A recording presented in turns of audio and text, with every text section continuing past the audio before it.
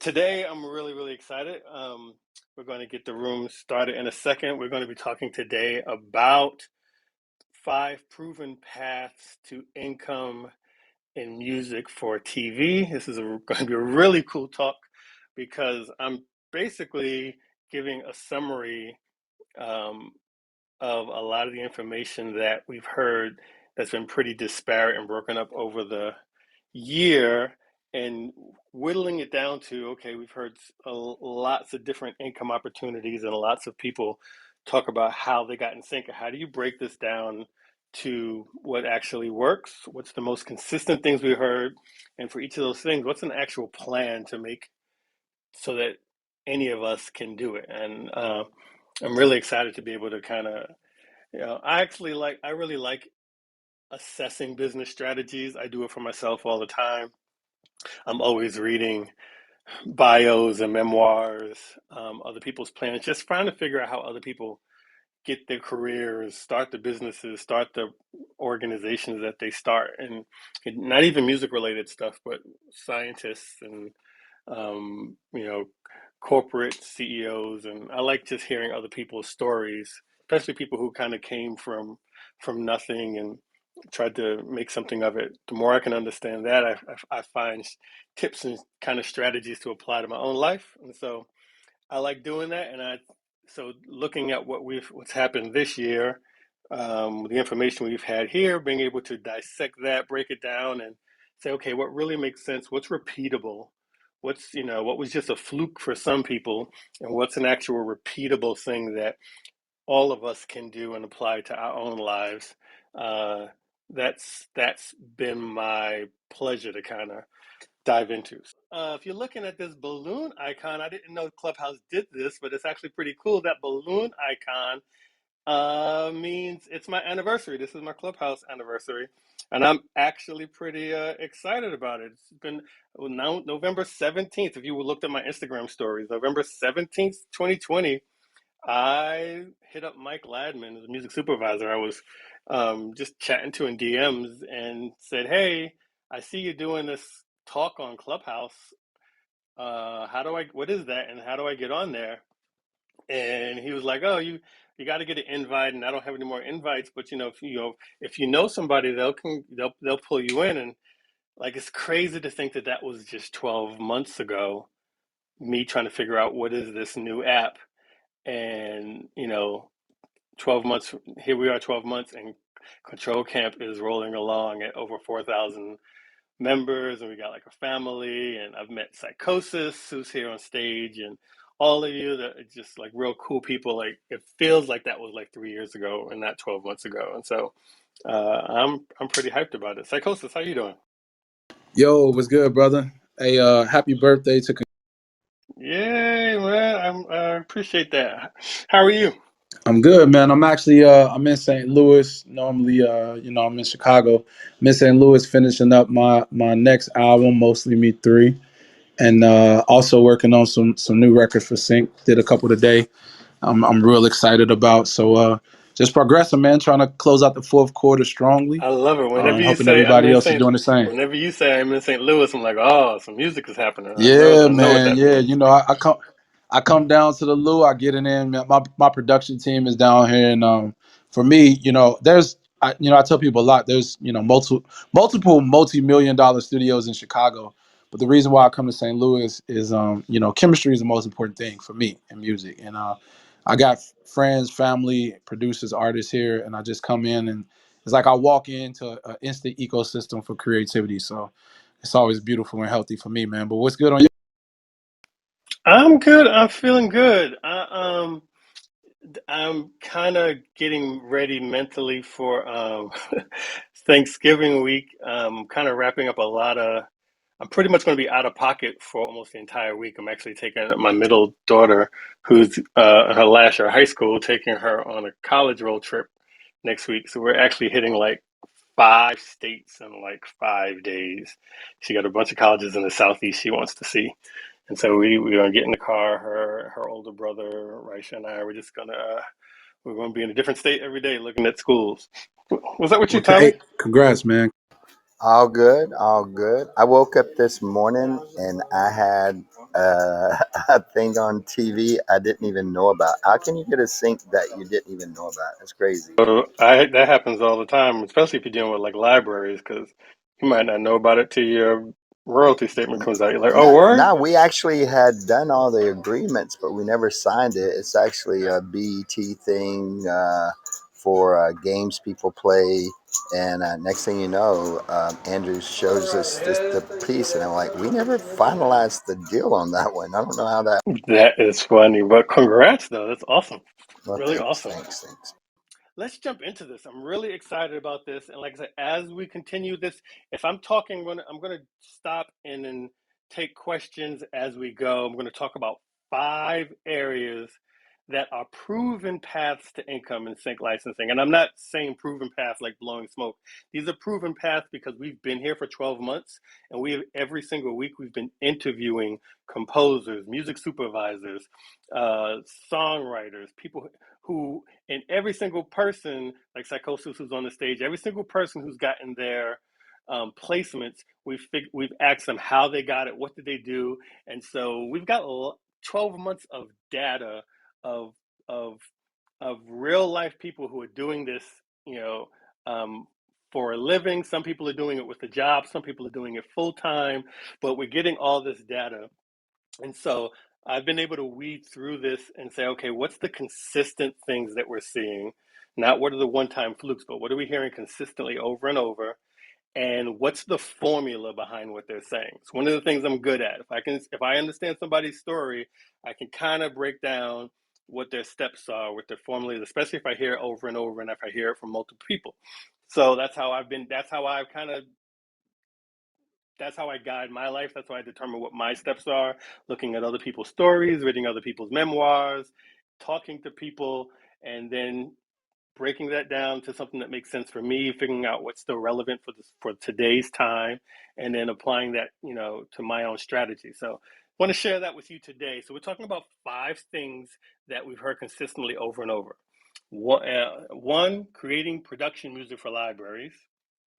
Two, primarily for indie artists, pitching music through sync agencies. Three, scoring films and TV shows.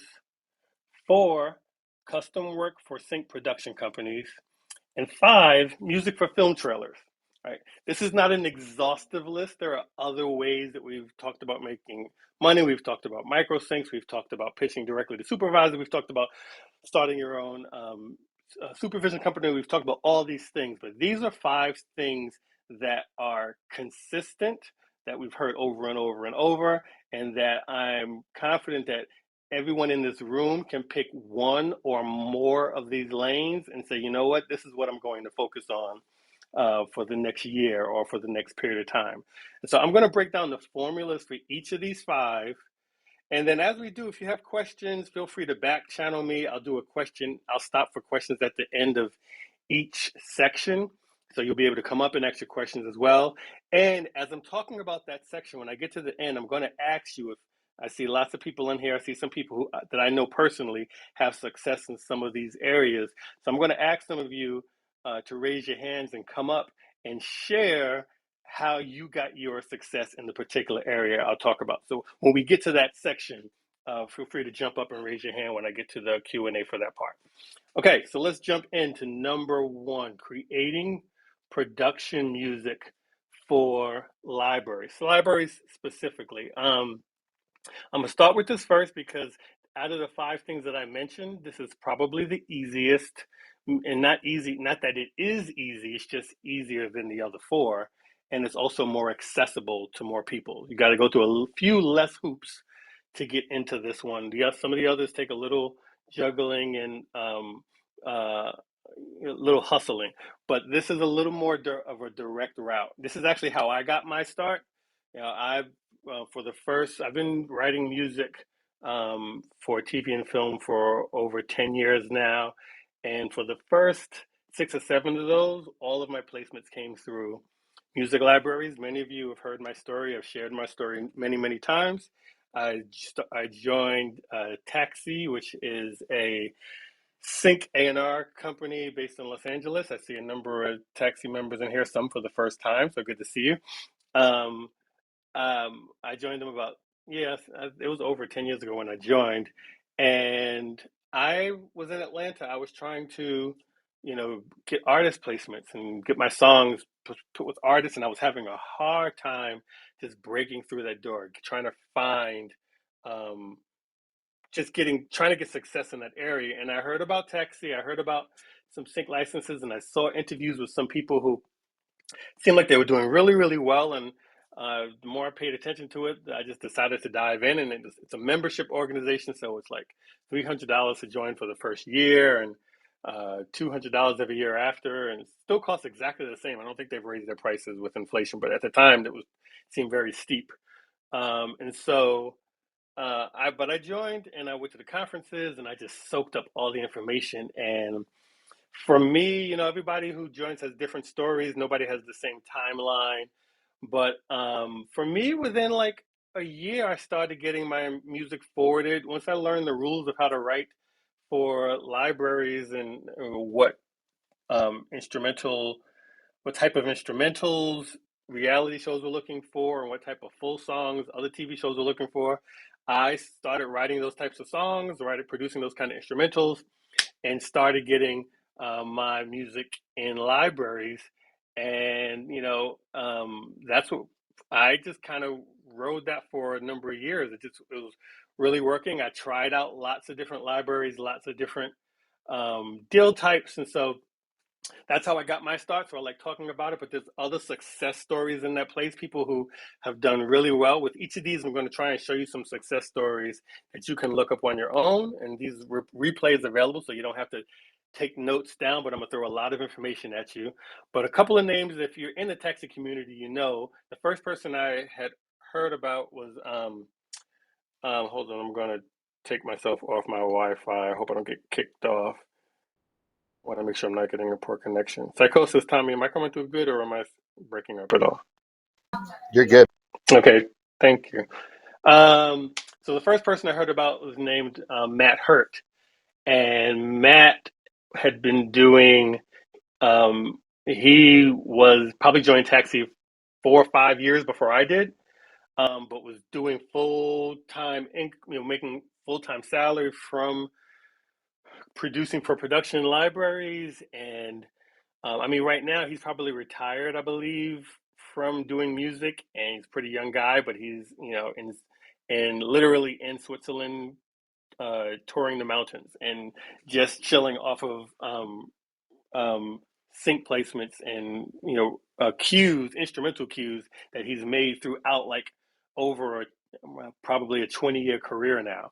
And so he's somebody you can look up if you Google Matt Hurt, or if you go to YouTube. There's actually a 6-part series that he did on Taxi TV, just talking about his story. Another person that's to look up in this space is Matt Vanderbo, good friend of mine.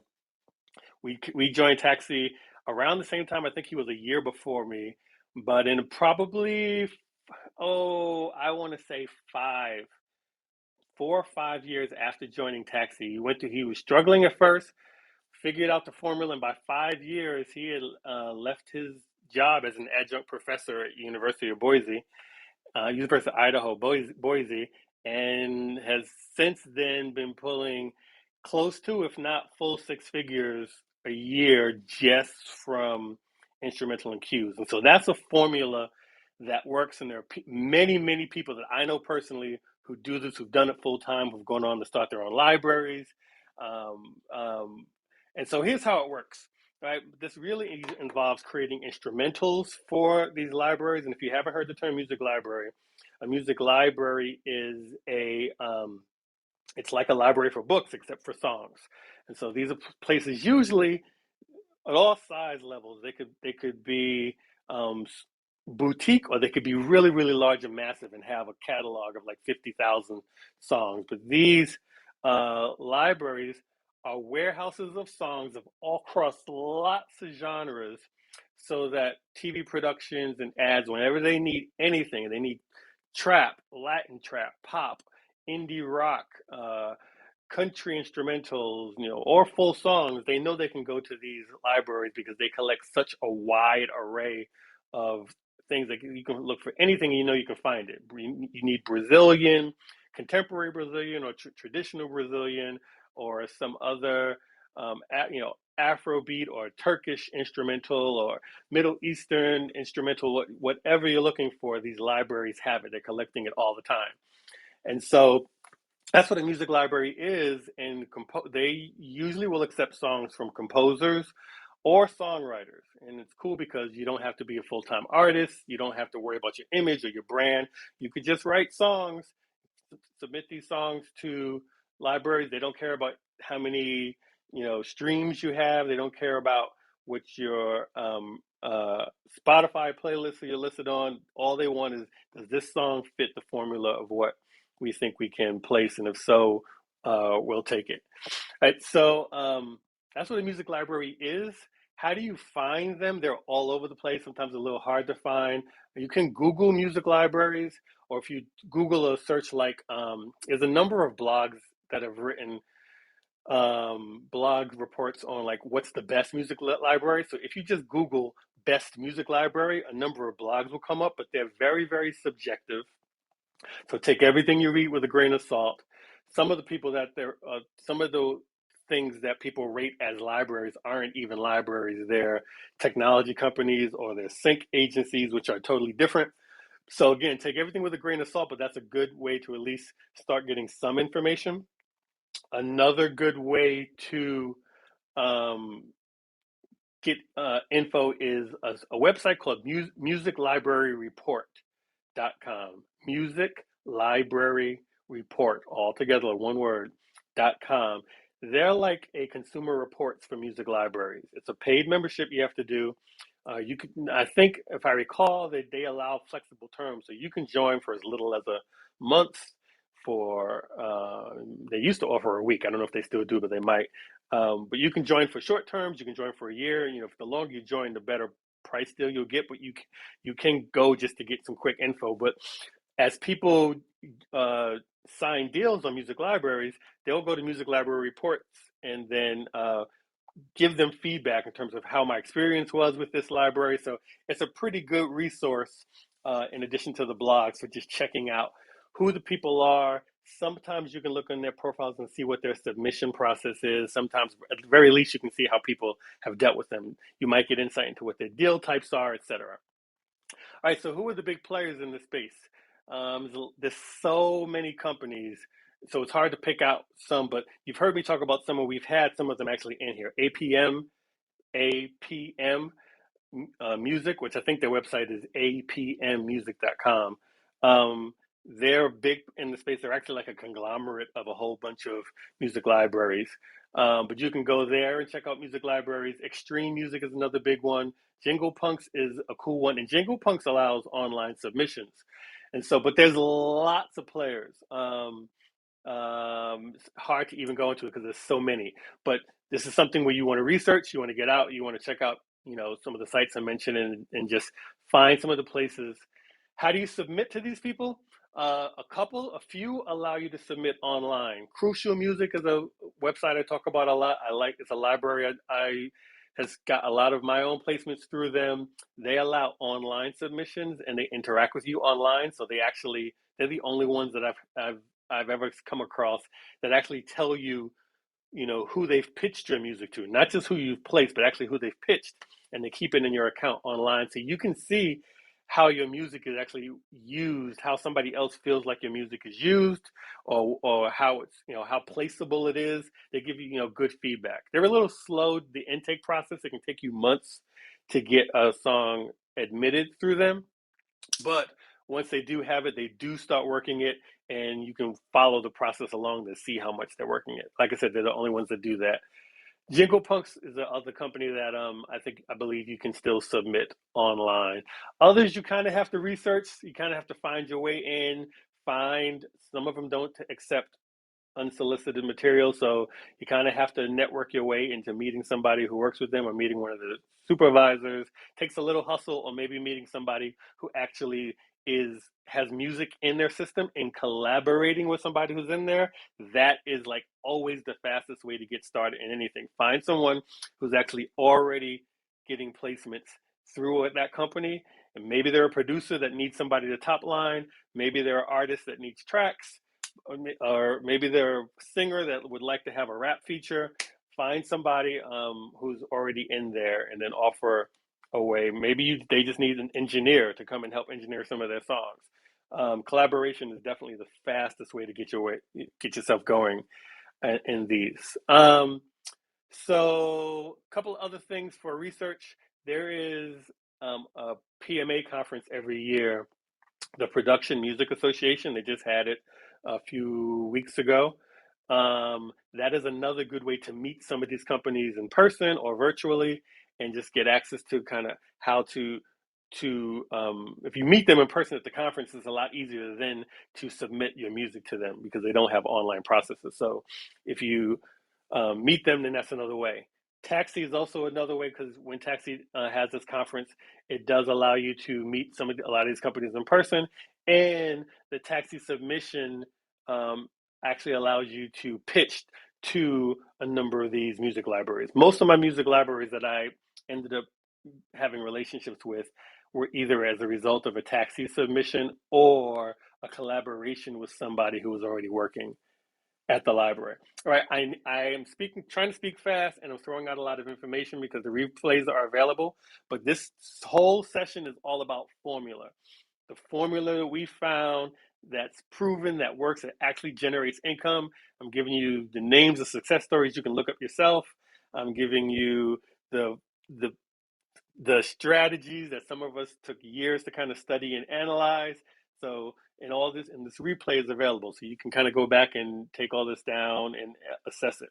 But that is pathway number 1 of 5: creating production music for libraries. Again, they take instrumentals and full songs. All right, let me pause here because I see some people in the audience. I would love to hear from anyone who has actually gotten a placement through a music library. So if you've gotten a placement through a music library and you want to share like a 2-minute testimonial of kind of what worked for you, you can talk about specific names of the libraries you work with. If you're comfortable, or just talk about the process of how you got started. All you got to do is raise your hand if you hit the little hand symbol at the bottom of your phone to say that you want to share, but only raise your hand if you're talking about music libraries. We'll do other things in the future or later on. Or if you want to talk about music libraries, or if you have a question about how music libraries work. So I would love to hear from people who have had placements in the music library space, and anybody who has questions about the music library uh, space that I've shared so far. Psychosis, have you worked with any libraries? I know you do the Yeah, micro syncs, but yeah. So my first library I started with was Artlist, and Artlist is actually based in Europe. Artlist does a combination of micro syncs and macro syncs, but unlike the traditional, sync house, is not it's not, usually like a brief comes out and it's like a negotiated budget. They work on a much smaller budget scale. It's not necessarily the most lucrative in terms of financial, because you kind of accepting like a flat rate. You kind of get the same amount no matter where it went. Which, if you explain it to most sync reps or sync agents or even composers, they look at that like it's crazy. But the reason why I did that is because they had a model that I understood or believed will work on a um, quantity level. They had a real low entry point, a subscription service similar to your Apple Music or your Spotify, where a person or a company, an individual or a celebrity, could come in at a $15 price point, and if they paid this monthly subscription, whatever artists were on this platform, they could have access to those artists. Same way like a DSP works. So you're selling the product at a lower value, but what I figured was if a person likes one Psychosis song, they're probably gonna like 10. And it's very possible that somebody could have a large following. And if they have a large following, let's say a YouTube contributor, they're making content, they're gonna make something every week. What happened with me is some of those people would pick one song and they come back and go get 9 more. And even though I'm getting paid a little bit of money for it, my 9 placements on this big influencer turns into people going to the DSP to find me, or turns into Shazam play. So that's originally how I started. But then recently I've branched out to work with more traditional, sync libraries, and right now I'm with about three. I'm represented about three different libraries non-exclusively, that all have different expertise from television, film to ads, and just kind of building my catalog and building my brand and building my name to get my music out there. But it's, as you said many times in this room and others, we all got different paths of how we can get there, and that's Love that, love that. I one thing you reminded me of something that I did not say, and I want to say this for each of them before I hear from Callie and Adrian. I'm talking about the deal structures for all of these different 5 channels, and so you reminded me. For music libraries, you got different types of deals. You have non-exclusive deals, you have exclusive deals. Non-exclusive means you can have one song in multiple libraries represented. Exclusive means that library represents that song just themselves, and nobody else is able to pitch it. You're not able to pitch it anywhere else. There are various term types. It can be as short as a year, and it can be as long as forever in perpetuity. And I personally have signed a multitude of all those types of deals. I've signed deals non-exclusively for a year. I've signed deals exclusively in perpetuity. Especially when I was starting, I was trying everything out. I was trying everyone out, and ultimately, I wanted to kind of see who was really going to work for me. I wasn't as worried about the deal type. I was worried about like the relationship, and to who would work, who would kind of produce placements. For most of these deals, the library will take a share of the sync fee. A lot of times you'll see 50% of the sync fee. And many involve the publishers taking it, of them taking the publisher's share of the copyright. Um, Many that I've seen take the entirety of the publisher's share. A few will take half or some other percentage. Um, at least one company recently I saw has actually asked for a portion of the writer's share. I actually just turned down a deal a few months back because they wanted some of the writer's share, and that's not something I'm willing to do. And I kind of really annoyed that there's companies that are starting to encroach on that yeah, territory. that's definitely Um, interesting right there, man. yeah, we talked about this a couple weeks ago. It's a shame, but let me. I don't want to get the. I don't want to detour because I'll get emotional. But some involve some upfront payments. So there are some who will pay you an upfront fee to sign your song, and there are many who have no upfront fee. They'll just do a split of the sync fee. Some of the larger ones you might see. I've been told that like Extreme Music may have some upfront fees, um, and some of the larger ones might do an upfront. That upfront can include still you getting a percentage of your sync fee. There's all types of different deals. Some might give you an upfront fee in lieu of any sync fees, but you just get your back end. So really, when you get this, you really have to look at the deal. You have to look at the composer agreement that they send you, and see, maybe talk to some other people who are in the library, who work with the library, and just kind of compare notes. Again, this goes back to why Music Library Report is a good thing. One other thing just to take note of: sometimes these, when they tell you that you'll get half of the sync fees or 25% or 50% of the sync fees, sometimes that is after a deduction of publishers' expenses. This is not a consistent, but sometimes you will see this. So if the public library is doing a lot of traveling or to pitch their catalog, or now we're doing everything by Zoom, but before they was doing a lot of traveling and conferences and going around the world internationally and going to Cannes. When the royalties come in, you get your 50, but they might take another percentage to cover admin costs, and you'll see that in your deal. So definitely look through your deals that you get from the libraries There's no consistent. I don't believe there's any such thing as a good deal or a bad deal. There's just what you're willing to do or what you're willing to deal with and what you're willing to give up. Again, this is the most easiest path compared to the other five, but it's also the one that probably asks for the most in terms of um, royalties, copyright, percentage of sync fee. Tends to ask for more than others. So there's some give and take. Callie, you got some sync placements through a library? No, no, I actually had a question regarding the sync libraries. Oh, sure. Yeah, I was wondering because I've been learning a lot about, learning how to pitch. I haven't actually started pitching yet. I've been working on my music, so I'm still asking all these questions. But I was wondering if it was the same. I hear, okay, if you're pitching to a supervisor, they say don't just have one, have 10, just like it, or else they might want more, and then you don't have anything. So I was wondering if that was the same for libraries, like if you just have one, should you wait until you have like kind of your own catalog to pitch to libraries, or does it matter? One, in my opinion, sometimes one can be a challenge. Some like there are some that limit you. Like Crucial has an online process, and you can only submit 3 songs at a time anyway. And then it'll take them about 2 or 3 months to review those 3 songs. And Crucial is a song primarily a song only. They don't. I've heard some people say they do instrumentals, but I think on their site they're primarily focused on songs, and so you can only submit 3 at a time, and it'll take them a few months to even get to those 3.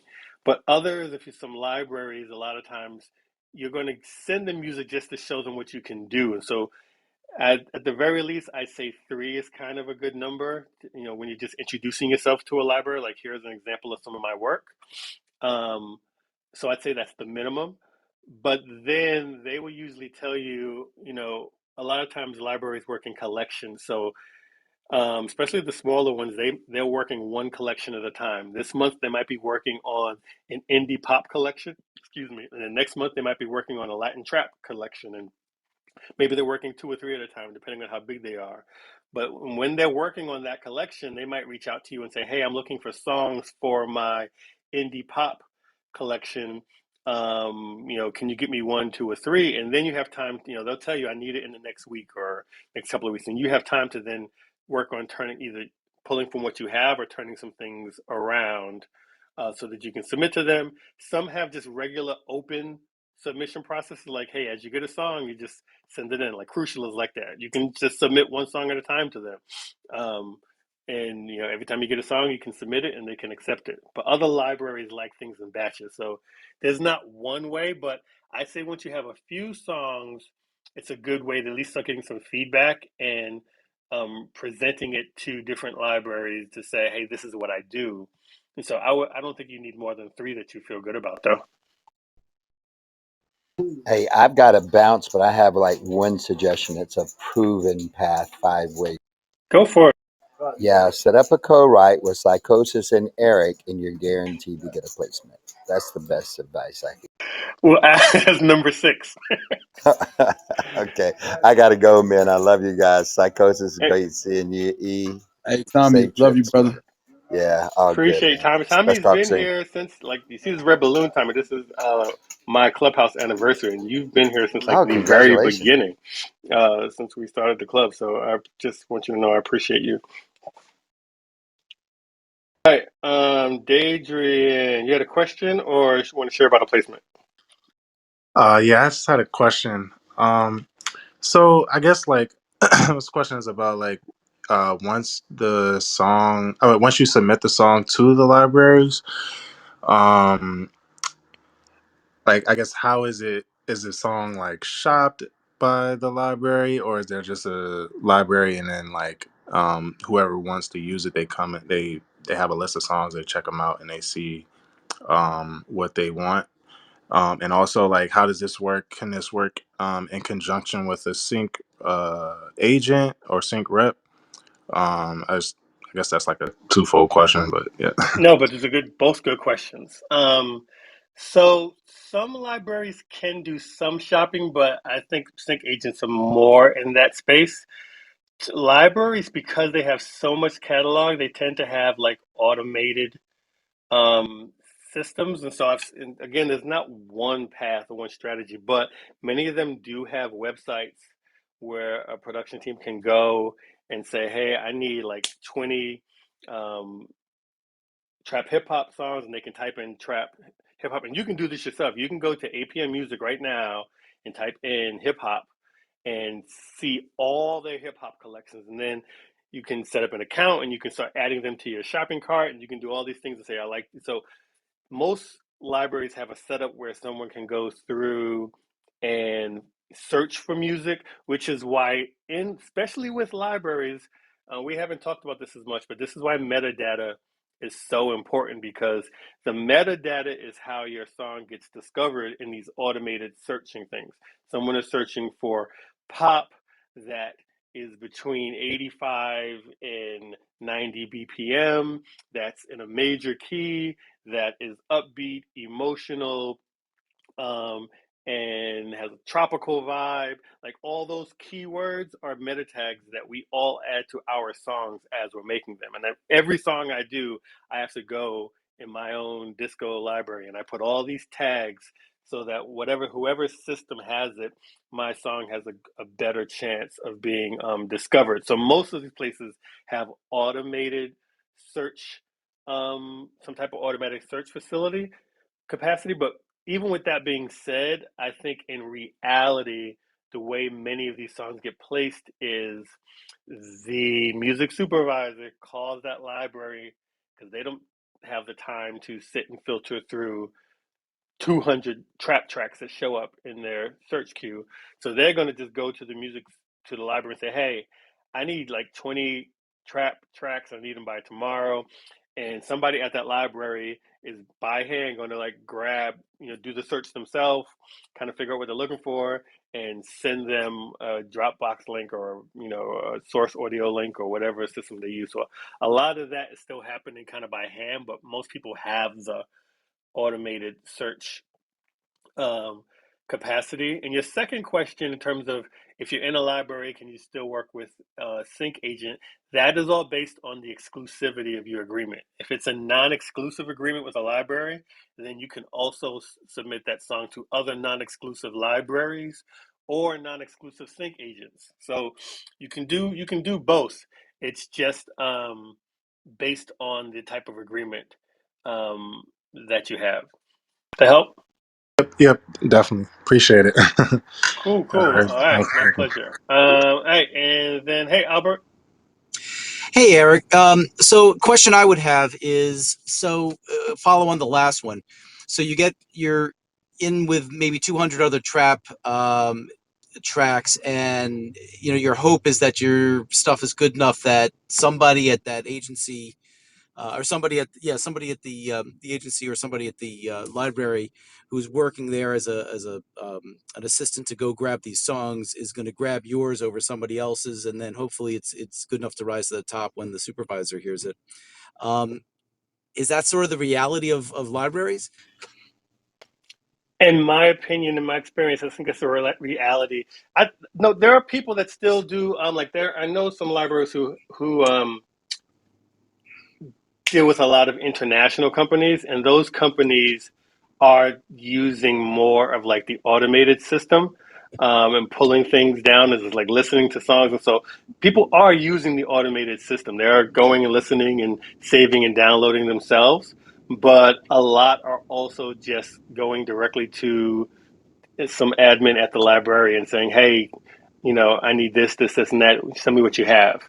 And so um, that's one of the reasons why not just metadata is important, but also I think titles are important. I really, especially if I'm doing instrumental cues, I pay a lot of attention to the titles that I'm doing. If I'm doing a trap song, I'm going to try, and I know that my trap instrumental is showing up in a list of 200, then me having a title that sounds authentic, swagged out 808s is going to get might have a better chance of getting picked out of a list than urban track 101 or some generic name like dope rhythm or something like that. And so titles, metadata in the library game become real important because you don't know how your stuff is getting filtered down, and it's really just getting stuff picked out of a bucket when there's lots of other things in that bucket. Right, because that's really my biggest concern. Because I've submitted a bunch of stuff, and having it rise to the top or having it get noticed, those strategies I think are imperative. Totally agree. Totally agree. It's also libraries. I said it's the easiest game to get into, but it's totally a numbers game. Like you all and every single strategy I'm talking about tonight, they're all lottery ticket based strategies. They're all something where you have to, you know, take lots of shots so that some of them come through. But libraries even more so. The people that I know who've done well in this, Matt Vanderbo, you've probably heard his story many times, but he spent years doing 20 to 30 cues a week Wow. for nonstop, no days off, no weeks off, for years to get his to get because he had to fill up so many in the bucket. And if let's say it's kind of like busking on a corner. You're going to ask everybody who comes by to put a dollar in your bucket, but maybe only one out of every 20 people that walk by will. But if you stay there long enough 20 people reject you, that and there's enough people who put the dollar in the bucket, that you might leave home with $100 at the end of the day, and that's a good day. And so library is the same way. The more you have in there, the more shots you take, then the more chances that it's yours getting picked and it's yours landed. But you got to have the numbers in there to make that work. Yeah, I got it. Thanks. Cool, appreciate it. Okay, so that's path number one, libraries. If you've tuned in, I'm going to speeding up because it's almost an hour and I'm just on number one, so I'm totally not sticking to my time schedule. But libraries is the longest one anyway. If you're just tuning in, this is Control Camp. We are a sync education community, and I'm talking today about the 5 proven paths to income in sync licensing. 5 paths. 1, creating production music for libraries. 2, if you're especially for independent artists, is pitching music to sync agencies. 3, scoring music for films and TV shows. 4, custom work for sync production companies. And 5, music for film trailers. So let's jump into number 2, pitching music to sync agencies. This is really especially for independent artists. If you are creating music, you've got your own style, you've got your own vibe. There's definite a proven strategy, and it should be something because a lot of most people aren't willing to play the label game anymore. But some people still are. But now people are looking at distribution or looking at self-publishing. But even with that, playlisting is still a game that is, people are having a challenge figuring out. But there are a number of independent artists that have found that they can get hundreds of thousands of streams without ever paying to be on a playlist. Psychosis is one of them, and Daraj is another one. Tamara Bubble is another one. Callie J is another one. These are all success stories. Some of you know these names. These are all indie artists who use sync licensing to get notoriety for them. They don't have PR companies. They may not even have booking agents. They don't have managers. They don't have a label. They don't have uh, paid PR. They're not doing radio promo. They're not doing any of those things. They are submitting their music, putting their music with a sync agent who is getting that song submitted for sync opportunities. And then as that song gets picked up and people are shazamming that song, people like, who did this song? People end up going to their Spotify, and that song ends up getting 10,000, 100,000, maybe a million streams. Psychosis, how many streams did your song get? Your most popular song? Worship is my most popular song, which as I mentioned earlier through Artlist was one of the first songs I signed. Right now it's at 1.2 million. And have you done anything else to promote it? Paid for playlisting, hired anybody, reached out to bloggers, um, anything? I so the biggest thing I did to promote it was I shot a music video, and then I ran social media ads to promote the music video. Okay. Um, the pay for playlist and some other things I didn't do because I learned early on that places like YouTube will take a video down if they find out the numbers ain't legit. Uh, some of the things that happened recently with like DistroKid, last year where a lot of people's music got removed or plays got changed. They found out recently. I had the bad experience of not knowing myself and paid through a service and somebody say, "Hey, I can give you a hundred thousand streams," and in some cases they delivered. But what I would say to anybody doing that is I've had this happen before where I've done it and it worked. I paid somebody like $15 and got 1,000 or 10,000 or 100,000 streams. What happened was the comments were still 5 people. The shares were still 3 people. The likes were still 7 people. And so it didn't give me the desired effect I thought it would give me. Like I paid for vanity reason, because a lot of people, validate you based off these arbitrary numbers. And then I couldn't tell the difference between people who actually listened to it and the bots that gave me the streams that didn't count. So in this case, I said I'm not gonna do that because I want to know that everybody listening is real. So the majority of my streams for worship came from, as I said earlier, people shazamming the music and finding it that way. And then eventually I got on Spotify algorithmic playlists, where to this day I still have roughly 20 to 25,000 monthly listeners that mostly come from algorithmic playlists. Because once you kind of consistently get in this wave, it kind of keeps pulling you. So you know That's what's so amazing. I'm actually taking a master class because I'm always taking in information, and I'm not even an artist, but I'm taking a master class right now on artist promotion and from a really good teacher, just how to like do a campaign for independent artists and how to push your music out through playlists and bloggers and all of that. And with one thing she says over and over is you can't go for the algorithmic playlist. It's too hard to get onto. So you have to go for the independent playlist, the smaller ones, and then hope that you bubble up. But here's, what Psychosis is talking about, what Daraj has experienced, with what Tamar Bubble has experienced, Callie J has experienced.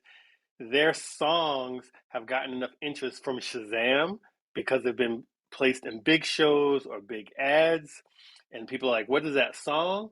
That the Spotify algorithmic playlist picks up the song without them having to push or network or hustle and find their way into something. So this is definitely a cheat code for promoting yourself as an artist.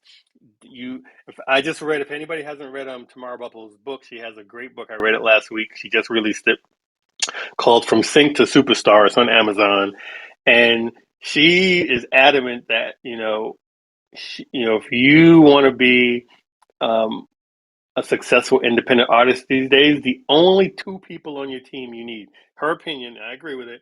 You don't need. She doesn't feel like you need a booking aid. No, she doesn't feel like you need a PR rep or a radio promo or paid playlists or any of those things. And I know people have gotten success in each of those areas, but the 2 key things she says you only really need are a booking agent if you do live shows and a sync rep. Those 2 are enough to get your songs to be blown up on Spotify, YouTube, everywhere, and build an actual real fan base. Okay, so let me speed through. How does this work? Getting a sync agent. So sync agents represent artists like sports agents represent athletes. We talked about the libraries. Libraries are focused on the song level. Sync agent is focused um, at the artist level. So uh, they may sign individual songs too, but most of them that I notice are more artist focused. If you go to their songs, they're bragging about the artist that they work with. They have profiles on who their artists. So how do you find these sync agents, right? They're, again, all over the place. Sometimes it's a little harder to find them. You may see something about some of them in Music Library Report, but that's really more focused on libraries. And some people in the marketplace mix up merge sync agents in libraries as if they're the same thing, and they're not. Some of the bigger players in the space you've heard us talk about before. Marmoset is a big company. So Stereo is another big company. I'm throwing out all these names. You can listen to the replay and come back and do your own research on them. Um, um, you go on their sites, you can see the type of artists that they work with. You can see what kind of ads that they're getting, what kind of TV placements that they're getting, and you can kind of find, where would you as an artist fit? If you look at their roster, do you see people that are kind of in your space, but at the same time not exactly what you do, so that you'd be adding something different, but you're not so far left from what they already have? Because what they have on their site represents the type of artist that they know how to pitch. So if you are a trap artist and you go there and all you see is upbeat female empowerment pop, and you don't see any hip hop at all, then that's maybe a sign that they don't really know how to market hip hop. So you kind of want to look around and shop around that way. Again, research Google. If you look up artists or you look up some of your commercials, you kind of have to do some back end research to see, okay, who did this commercial? Who's the artist? What agency is the artist with? A lot of this information is not easily out there, so it takes a little hustle and just digging around to find out, asking the artists who they work with directly. And you can find, kind of hearing conversations of what people are talking about. Some sites do allow online submissions, so talking about how to submit, like Bopper Music. We've had Stephen Lee Rachel, who works with Bopper. He's been in this room a number of times. They allow online submissions, but others, kind of like with some of the larger music libraries, you kind of have to research. You kind of have to know someone. Marmoset, I think, has an official no what's the word, unsolicited material accepted. But I know somebody who found somebody who works at the company on a social media network and just kind of messaged them on one of the back channels and pitched himself and pitched his experience and his placements and what he's done, and got himself a meeting with that person and got himself to present some music to the person. And so those type of things you kind of have to hustle your way into. And also collaborations. If you find somebody, I think once Callie J tells her story, she works with a number of sync agencies, but almost her way in was collaborating with the producers who were with those agencies. And collaborations got her in and got her many, many, many really cool placements as an artist. All right. The deal structures for sync agents differ a little bit from music libraries. There are also exclusive deals and non-exclusive deals, so you have to consider that. The deal types tend to vary, but I see, at least on the sync agent side, you have a lot of these companies are not touching publishing. Totally different from libraries, right? A lot of these are just commission based. Sometimes maybe it's because they're working with bigger placements, so they're able to get ads and they have bigger budgets, and so they can build their business around, a commission only business, whereas the libraries are dealing with smaller fees, smaller placements, so they probably need the publishing side to keep, to be able to do business. But that's a big distinction between the two, that you're talking the difference between, you keeping all the publishing and the writers, versus with the library. But again, a lot harder to get their relationship with the sync agent, and they tend to be focused on artists. And if you might be a creator or a songwriter like I am, but not necessarily an artist, then it might be hard to get a relationship like that going. All right, this is a good time to transition. If there is anyone who has either questions about working with a sync agent, or you've gotten a placement through a sync agent, not a library, you've gotten a, a placement through a sync agent, I would love to hear you give us a 2-minute synopsis of kind of how that worked, maybe how you met them, how you got introduced to them, if there's anyone here. Like I see one person with a hand up. So if you have questions about working with a sync agency or you want to share your experience, I'm gonna I'm gonna take just like 2 or 3 people for Q&A right now, and I'm gonna keep it moving. Cherie, is that how you pronounce your name? Hi, I'm actually not that one who had the sync agent experience. Brian Lopez told me about you, and you are amazing, at more amazing than he even expressed, and that was 5 star. Um, Oh, thank you, Cherie. I wanted to know how how do you know whether you need a sync agent or a music supervisor? Based on what you just explained, it sounds like I just need a to submit to a music supervisor. I'm a comedian with one song, a pandemic song, and it's already released on platforms. It's on well, all the digital platforms. The music video is up on YouTube. I DM'd you the link here and on IG. Do I need a sync agent or a music supervisor? And how do I figure out the category when it's a pandemic song? Let me answer it this way because every situation is totally different.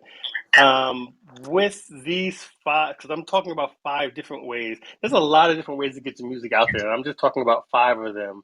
For you, with one song, it's a little challenging, especially if your main focus is not being an artist, which is where I would recommend a sync agent. Pitching to music supervisors itself, I um, is even trickier because it's hard to get relationships with supervisors, and it's hard to pitch them one song. They want to know who you are individually. They want to have a relationship with you. Your best bet is to pitch that song to a music library, and there are a few music libraries that might consider one song.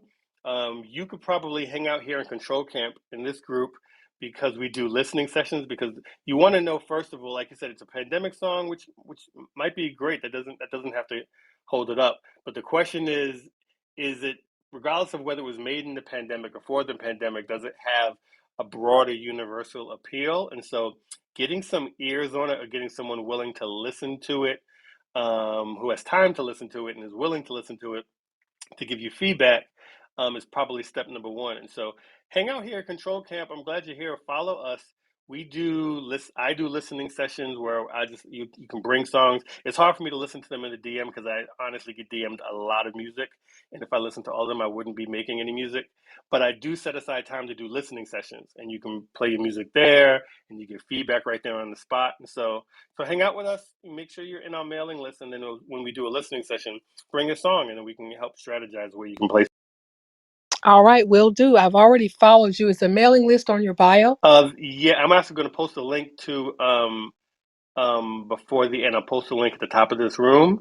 But if you go to controlcamp.com, it's spelled CTRL. At the bottom of that page, there is a form to enter the mailing list. So controlcamp.com has our email list. Awesome. And thank you for Thank all you do. I'll move back to the audience. My pleasure, Sri. Thank you for the question. Okay, so all right, so that was 2 of 5. Creating music for production libraries and pitching music to sync agents. All right. These are all strategies that I'm giving you these 5 because these are what I've seen consistently all year described that work for people and that I think is replicatable. So and every one of you in this room can take these exact strategies. All right, so pathway number 3. We're getting this now. The first 2 are the ones that you probably were most familiar with. Now we're getting into some things that are a little more secretive. This information is not always publicly available and it's harder to find. People who score music for films and scoring TV shows. So definitely a lucrative area. You can do full-time income on this, whether it's 5 figures a year, 6 figures a year, all that is possible. Scoring for films, major films, scoring television shows, right? A couple of success stories that we've interviewed here on Clubhouse and Control Camp, and people you can Google and also find. Matthew Head has been here numerous times, and he and I now do our Sunday Film Convo where he talks about his own process. He's an Emmy Award winning composer. You can Google Matthew Head, Head, um, and he's working on a hit show right now, the show Queens on ABC. He's part of that music team. He is working on P Valley, the hit show on Stars. He scored scores lots of documentaries, like the PBS documentary, The Black Church. He did a documentary on Mahalia Jackson. He's produced music for the TV series Greenleaf for 2 seasons, for the TV series Step Up, working with Timberland was the executive music producer on that show, and Matt was part of that process as well. Just if you look at his IMDb page, it is many, many, many, many, many pages long, and so he's definitely someone to study, and it's proof that you can do this. He started while he was working a job, scoring independent films, and eventually transitioned to doing it full time. Another person that I just met recently is Andrew Scott Bell, who was in our previous films convo session this past Sunday. That replay is available on our page. He just scored Ava DuVernay's new television series. I think it's called Home Sweet Home. Um, and he met Ava on Clubhouse, and she interviewed him and hired him off of a Clubhouse chat. And so his story is amazing, but he also has many credits. But so here's how it works. I've been talking to them. I've been talking to other composers. This is doable. You can some of the Matt's. Let me tell you about Matt's story. We talk about this on Sunday, so I'm gonna give you the high version, and then you can look at you can watch the replay from this past Sunday to get more details about Matt. But Matt scored indie films for many, many years for free or with low budget. Um, Anybody on Twitter that he saw that was like, "Hey, I'm an indie maker. I got a film. I need somebody to do the film score." He DM'd them or reach out or reply, and was just scoring anybody because he was trying to learn. He didn't go to film school. Now Andrew did go to film school. I mean, music. He went to school for music composition. Matt didn't. But Matt learned on the job, just scoring everybody's everybody's film that he could find. And one of those films, an indie film with little to no budget, ended up winning an Emmy, which ended up getting Matt even more notoriety because Matt got an Emmy in the process, and ended up going on to produce for Greenleaf and start doing major shows and working for Lionsgate and working BET Plus series, and all these shows came from just nonstop of scoring indie films. Andrew similar, lots of indie films, and this is something anybody can do. There are tons of independent filmmakers. They're student filmmakers. They know they can't afford a Hans Zimmer, and they don't necessarily want that. They are looking for somebody who's willing to come up with them, learn with them. They're trying to figure out how this film game works. And so if you're trying to figure out, then it's a good match to find somebody at that level. Um, um, so the way you start is build up your IMDb credits. You don't just take any movie, work with people who are getting movies and getting the movies into festivals, because any movie that's in a festival gets an IMDb credit. You don't have to get paid a dime for it, but if it makes it to a festival, you've got that credit. And Matt just kept doing, maybe everything he did didn't end up in the festival, but he just kept working and working and working these until his IMDb credits are like ridiculous. His credits were ridiculous before he started making real money, before he actually left his job. And so that is doable. You can meet film directors, up and coming film directors everywhere now, on Twitter, Instagram. TikTok is great because you can actually see examples of people's work and say, "Hey, I could work with you. Do you need music?" 90% of them will be like, "Yeah, I definitely need music. Let me hear something. What do you do?"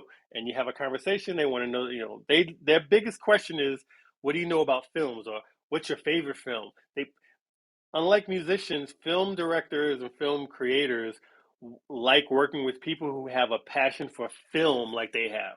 And so if you come at them just with music talk, it might look at you one way, but if you let them know that you can't fake it. If you really are passionate about films and you make music and you're passionate about films, then this could be the path for you. If you're not passionate about films, then there's other paths that you could consider. But the question, if you are passionate about films and you make music, then you want to start meeting independent film directors. Jason Rothberg, who is a supervisor, has a really cool room that I go in pretty often. It's called the Sync Report. Some of you have been in there. If you Google the Sync Report, it's actually a room club here on Clubhouse, and they're just about to launch a podcast. Um, he does a great job bringing indie filmmakers into his room, and they talk about the music that they need, and they do briefs, and you can play your music, you can pitch for these things. A lot of these are no budget, low budget opportunities, but this is has this the way I've seen this path works is connecting with someone on a creative level, and then it takes it takes some discernment on your part to throw your hat in with people that you feel like are going somewhere. Every opportunity that Matt didn't go somewhere. He worked with some people that he learned lessons from, like, oh, this is not the type of person I want to work with again. Creatively, we did not mesh, but you don't know that until you jump in there. But he knew he wanted to be in that space, so he just kept reaching out. He said yes to everybody that came to him and said, "Hey, will you score my film?" Like, yes to everybody, and that's not an exaggeration. All right, so if you want to know more about that, um, we do our film score convos on Sundays, and that will resume after Thanksgiving. But you can go into the replays to check out more about that. Oh, Guilflow's on stage. I don't know if Gildy will be on stage, but he can totally add to this conversation because he does this. Also, he's a huge success story.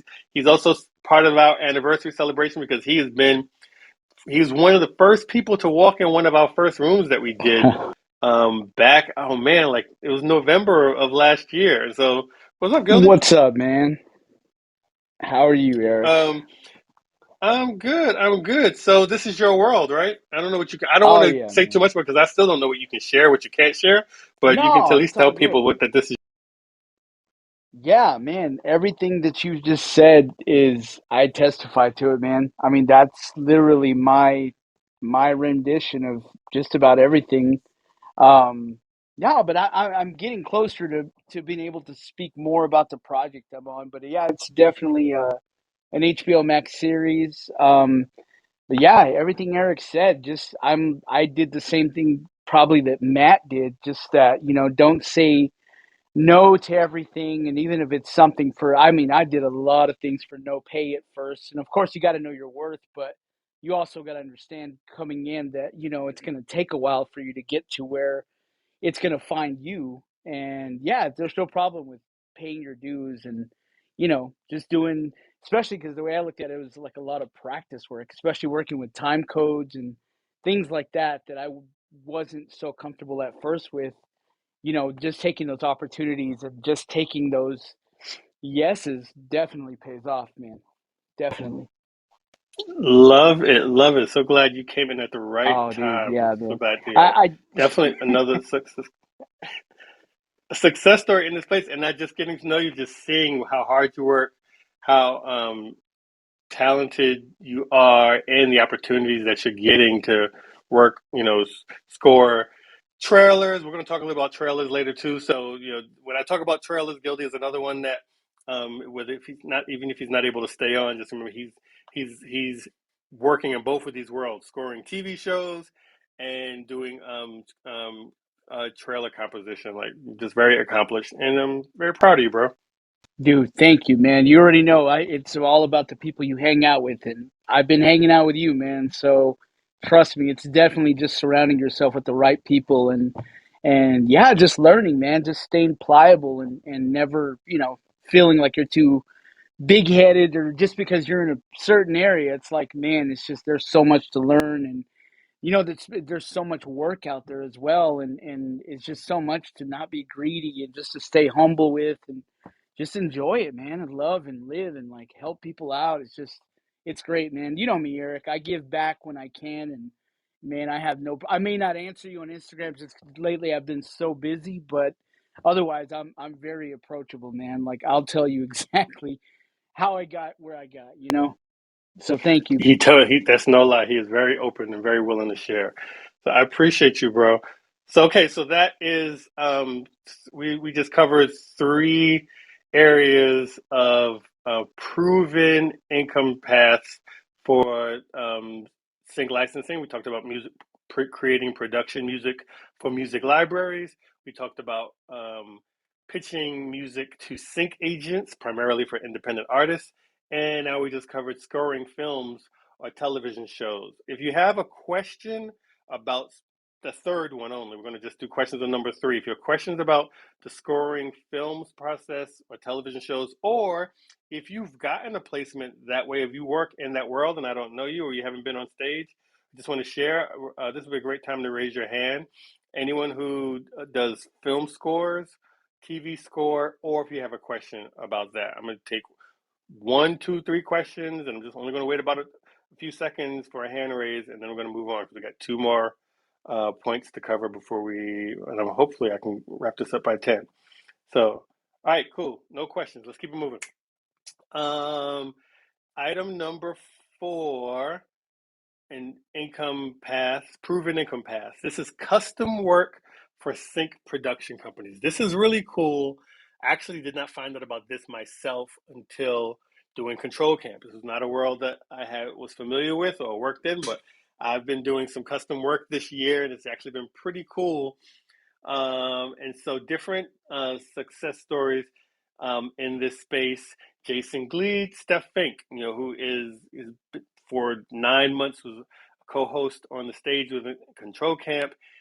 Very generous with her time and information. She runs her company Music Box. She's a production company, but the primary composer also that works with her is Jason. Jason Gleed has been on the stage many, many times.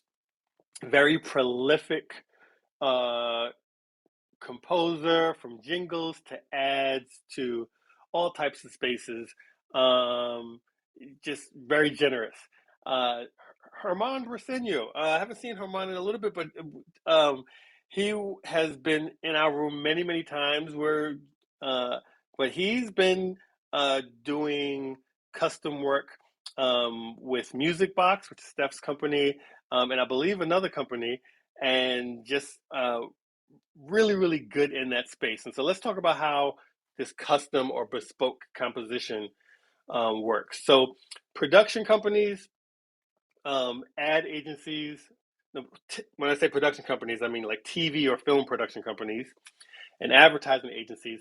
Often they will work with music production companies to create custom music on the spot. So let's take an ad agency, for example. Ad agencies are normally pitching big brands. And when they're putting a pitch together, they've got this whole campaign. They want to do a Super Bowl ad and they envision everything. They're going to hire a music production company to come in and work on the music for that spot. And so that work that they're doing is being created specifically for that ad agency, for that pitch. So that is a custom piece. They're not, sometimes they may want a song. They might say, hey, we want to license Beyonce song, or we want to license the Earth, Wind, and Fire tune, or we want an original song. So sometimes they'll go out and have a music supervisor go out and find an independent artist to license a song. But often they will also create original music for them. This could be instrumental music. This could be full song. If anybody watched on my Instagram, I posted an ad I did back in maybe it was June for Dwayne Johnson, The Rock, for his energy drink Zoa. That was custom work. That was through with Music Box, and that was I was sent the ad, and they had a temp track in there. A temp track is like this is kind of like what we think we want the music to sound like, and then I had to take that temp track off and put the visual in my DAW, in my recording software, and then compose something as I'm watching the picture, composing to picture. And so that's kind of custom work. It's not always to picture, but it can be. So what type of skills do you need to thrive, and who is this for? This is primarily for composers who are well-rounded, um, who are fast, well-rounded. This is a very high bar because a lot of these, I think that Zoa ad I had like 24 hours to turn around. Maybe I had 36. It was pretty quick. And so you somebody who like I was good for that because I played multiple instruments. I can produce. I can do vocals if I need to. I can write lyrics if I need to. So the more versatile you are, in a lot of different areas, the the better. Vocals are not always essential. Sometimes they'll put you with a vocalist. You just, but still being fast, being well-rounded, so that if you get a rock track one day and a country track another time and an orchestral instrumental another time, you can switch back and forth pretty quickly. So skill set has to be pretty high. Um, Players in this space, some of the production companies that work with a lot of the big ad agencies, there is a lot. And the names I'm saying are just names that I've heard of, but for every name that I've heard of, I'm sure Gildy, who's on stage, can throw out a few more that I haven't heard of. Every other week, I'm hearing about a different production company, but there are companies. There's a company called We Are Walker, Found Objects, Q, the letter Q, Q Department, Squeaky Clean, Music and Strategy, Heavy Duty. These are all music production companies who get really big commercials or big television placements, and often they are open to um, working with well-rounded, experienced composers. Ideally, you've already have placements. You've already been working with music libraries. You've already have been scoring. One of these other paths that we've already talked about. You've already been leveraging one of those paths, ideally, and you're kind of ready to step up to kind of a bigger, more demanding challenge. So, how do you find these opportunities? It's got to be research because they're all over the place, and again, there's not really a directory. You can kind of research who the ads that you come across. You can try to find out who created that ad. A lot of production companies put reels on their websites, and so you can reverse engineer. You can kind of Google music production companies, and it's hard to Google that because you'll come up with like people who work in the major music artist space and not in the sync space, and so it takes a little bit of digging and grinding to try to source some of this information. Some websites like iSpot.tv, which shows ad campaigns, and it gives you a lot of the information behind the ad campaign. It tells you, sometimes it'll tell you who the production company that worked on that ad campaign is. And if you know who the video production company is, further research might help you find the music production company that they work with. And sometimes they'll tell you that. So it's not readily available, but again, you have to do some research. But I just threw out 6 names that I had to find in my own research, and like you just got that for free. All right, so Gilda, you work and you're familiar with this, is kind of your world too, right? Yeah, yeah, man. Pretty much just through the networking, digging through IMDb Pro, and just staying aware, man. That's kind of how I run into people and places, production houses, and whatnot.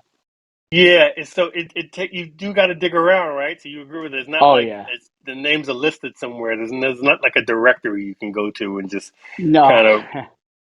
Well, I mean, there used to be, man. I'm sure you've gotten those emails. They're like, pay this much for like a compiled list of music, supervisors and stuff like that. But even at that, it goes down to you've touched many times about it, about being ready. Like, what if you do get approached by somebody, or what if you do approach someone? Are you prepared? Like, is your catalog ready? Is everything on spec to the point they're like, you do get a bite and they're like, let me hear what you got, and you don't know how to follow through, then that just makes it worse for you, like moving forward. Like, there's a lot of steps to it, man. And then you cover on this platform all the time. But yeah, to answer your question, it's definitely the networking, but it's just more importantly is that you've got to be prepared so that when they do, you're not wasting anybody's time, and their time, especially their time, but your time as well. So yeah, it all plays. Awesome, awesome. All right, so real quick, just for the room, so that's how you can find them, the research. How do you submit once you find them? If you're, like you feel like you're ready. Some of these companies may include submission information on their websites. They might be like, send us examples of your work. A lot others you kind of just have to grind on your own. You got to figure out who the key players are, who handles, some companies have like a composer, developer, kind of like an A&R almost type role. And you can kind of, figure out who they are on social media and find ways to kind of build organic relationships like the way we've been talking about. This is advanced stuff we're talking, so there's not like straight paths to these places.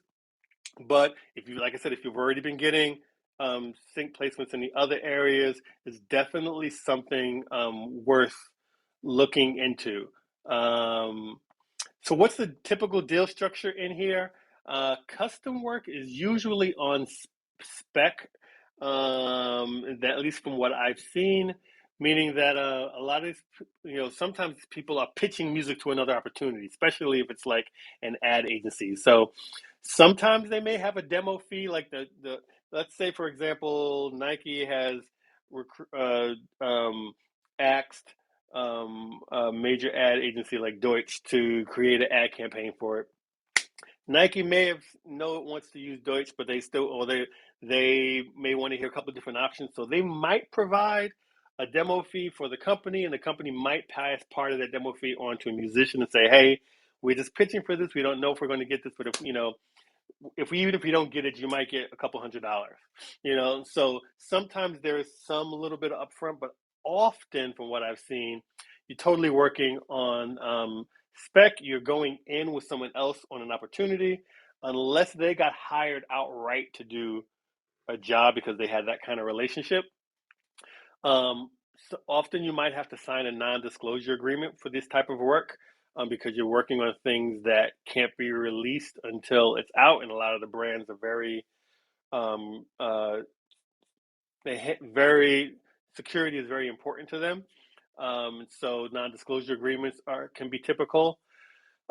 The production company will probably own the finished product, and your composer agreement will dictate, you know, what they own, what you keep, the things that you create. Whether you keep your writer's share or whether they're doing some type of total buyout. There's not like a general one size fits all deal. It always varies.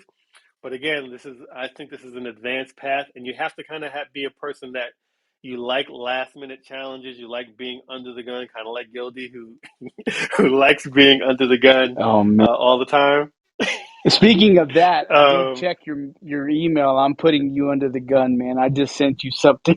oh wow! So See, yeah, I think we just kind of live like that, man. We just kind of stay ready and practice what we preach. for real, for real, for real. I got you though. So that is music for custom work, bespoke work, custom work for sync production companies. Is there anyone else in here who has worked in this world doing custom work that wants to share? If so, raise your hand. Or if there's anyone that has a question about this fourth option that we haven't talked about, raise your hand. Now I'm going to take a one or two statements or questions and then keep moving. We're doing really good on time. I see one. I see Colin. Let me bring you up. Hey, Colin, how's it going? Hey Eric, hey Psychosis, hey Girlflow, No, Yeah, yeah, it's Gilflow, dude. Gilflow. I'm sorry, it's actually I'm Gildy. Dude. fucking it But up. Gilflo, I've had. No, What up? dude. You What up, should change Colin? it to Man, Gildy. But Hey I you What don't up? take What guys. up? dude, I don't take any offense ever, bro. It's Gil. Just call me Gil, man. Oh Gil will man, work. take a Yeah. Yeah. look at my last name. Everyone screws it up. I answer to any Oh, dude. resemblance of my last name. I just laugh, man. I love it, man. So what's up, Colin? You sharing or question? Well, sharing and a question actually. I have, I started off writing for commercials and TV, but I started off working for a composer, and we did both TV and commercials, and I really really loved it. It was just exclusively custom music, and I loved it, and that was back home in Canada. But after I got here to LA, so that was my share. My question is this: after I got to LA, I really love the 60-second format, 30-second format, and doing commercials in general. And I found LA to be really, I don't know, it was really hard to get into. It was really hard to get any phone calls returned or anything, even with a proven track record. So I was wondering, is LA, very closed off? Is if people got their fixed number of writers and they stick to that and they're allegiant to that, and there's not much room for expansion? That's a good question. I wish Jason were here. Jason Gleed, who's been on our stage a lot because he lives in Los Angeles. But I'm on the East Coast and Gildy is in Texas. And so the stuff that we've done has been like, remote. And in some ways, maybe remote's an advantage, especially I kind of like, I was late to the custom stuff because I'd been doing mostly library work. And last year I just got some opportunities.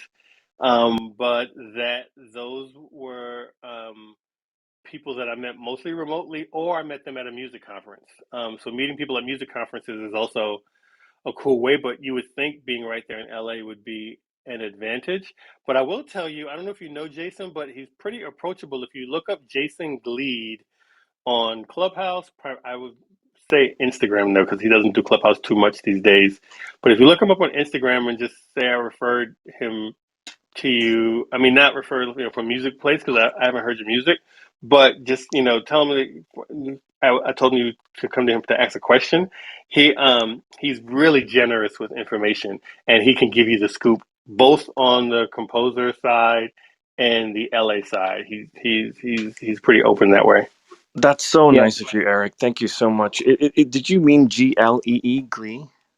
Gleed, Gleed. Okay, wonderful. Thank you so much, Eric. That's gold. And Thank you. Colin, man, on that note, man, it's like I used to think that too. I was literally about to move to LA for that reason. I've got management that's actually out of LA, and I've been dealing with for like 5 years now.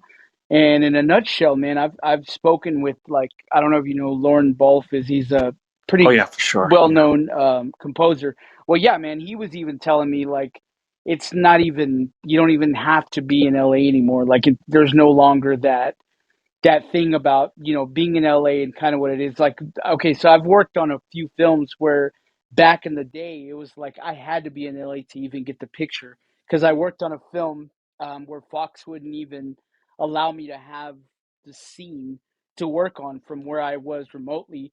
That I had to be basically, I still worked on the movie, but I got to, it was weird. It was a weird situation, but they wouldn't allow me to have, the picture all the way over here.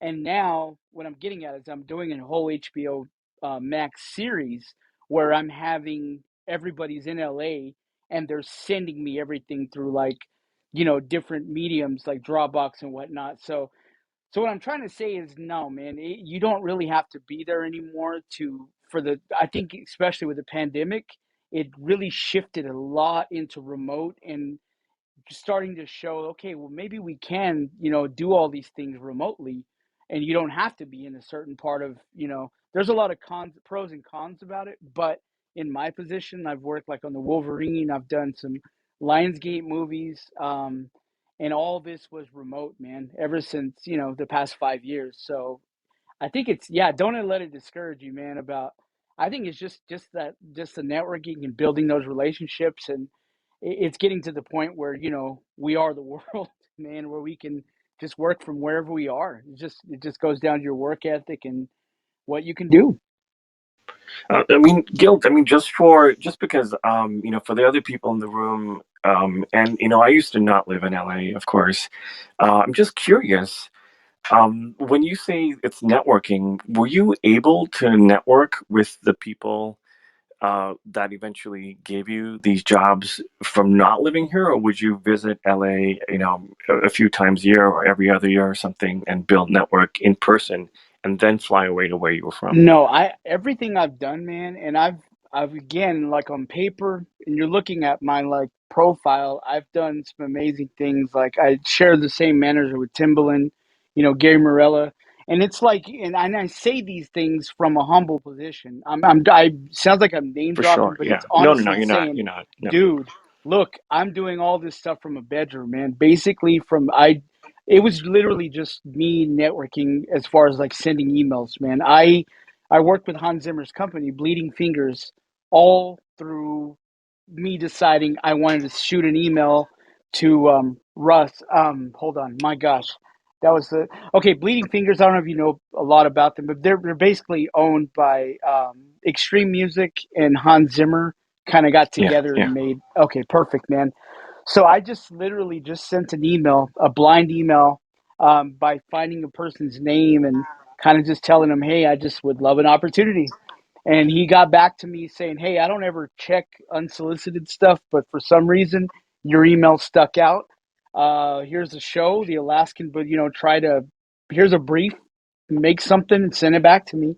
And I jumped on it. I got it back to him that next morning. And long story short, he pulled me on. I was signing paperwork with Bleeding Fingers, and that's just all sending emails, man, and just being ready to having, being ready for when that door opens. It's like you're ready. And yeah, man, to answer your question, definitely just sending blind emails and getting my catalog together. And pretty much everything that Eric is saying is stuff that I was, following, and it's been proven. It's definitely proven to work. Gil, you're obviously very, very good at what you do. I mean, if you can impress someone from just sending them stuff, and you blow their socks off, it's very, very obvious you're at a very, very high level of proficiency. So this Oh is such man, a good story.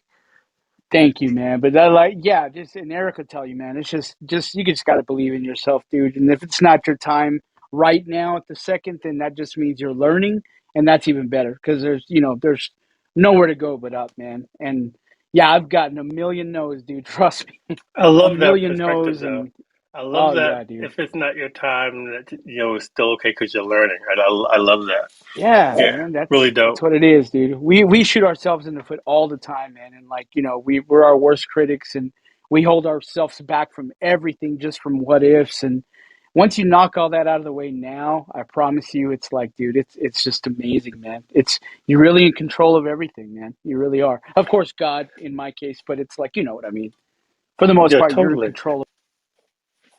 Colin, thank you so much for the sharing and the questions. It's good Thanks, convo you all guys. around. Thank you very, very much. I really appreciate it. I'm gonna go to the audience. Thank you.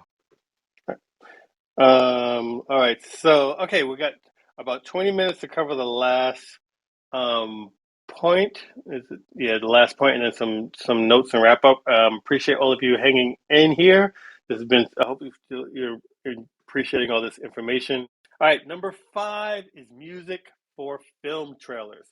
Um, there's a couple of different paths for this, but this is definitely something I'm personally interested in. It's actually a field that I'm pushing myself into now. I have not had a success in this. I actually am just starting on this myself, but we have interviewed numerous people in this space. Daraj, who is a co-founder of Control Camp, but has also hosted many of these rooms for months. Uh, got his first trailer placement while hosting Control Camp. Gilda here on the stage has done many trailers. We've interviewed Vo Williams as an artist. We've had Paige Mount on our stage, who works for Ghostwriter, the company. So we've gotten so much information in terms of how the trailer world works. We just did a listening session 2 weeks ago with Steve Davis, who does epic music for sports teams, which is not film trailers, but the music is extremely similar. So if you can do one, you can do the other. And so let's talk about how this works. It's a really, really great space, but it's also a specialty space. So I told you the first thing I talked about, which was music for libraries. That's probably the easiest and most accessible path. And now we're getting into some specialties and some niches that take a little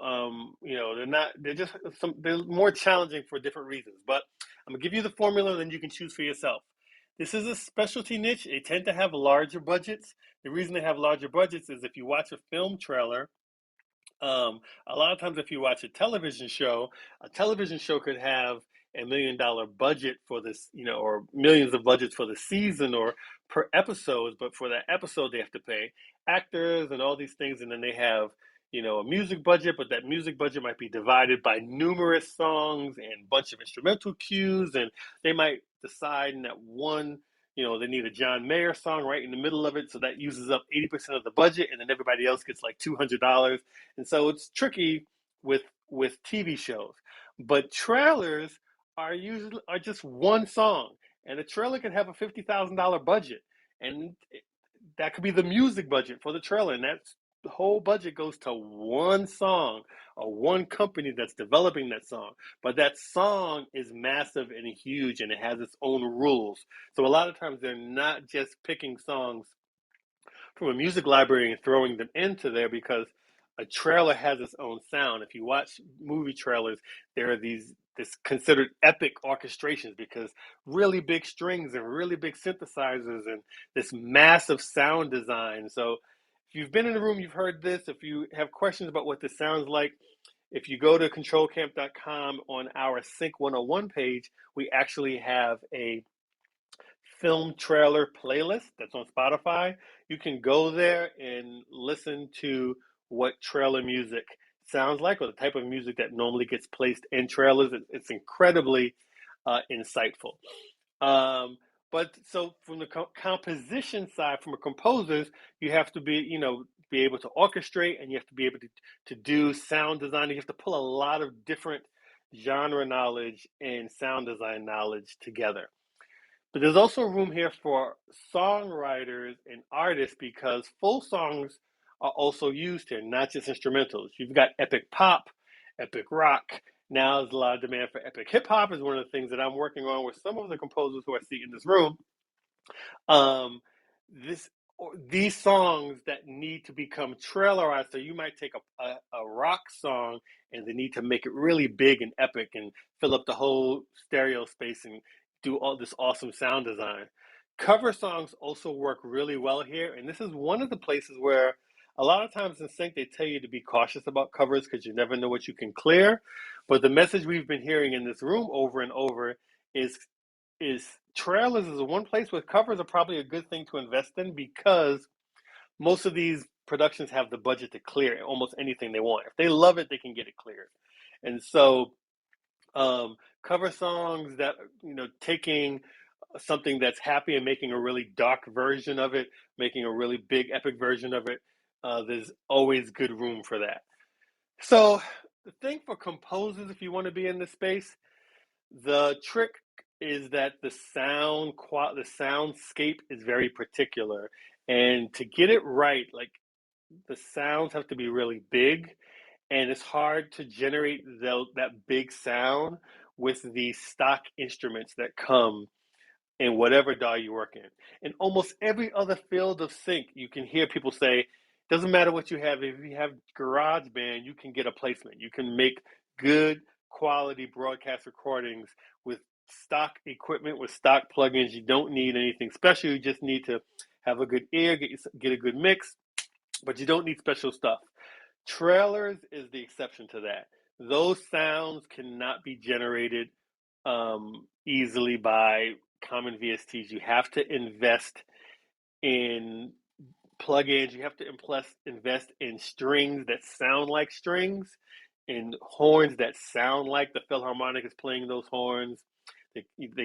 And a lot of that is a significant investment. I'm not going to ask Gildy to talk about the number of dollars he's put into his system, but I've heard other composers go well into the five figures over the years to set up their studios, and just on plugins and just on VSTs, and to getting the sound. Like, it's definitely an investment. So on the composition side, that's the barrier to entry, is being able to invest in those VSTs.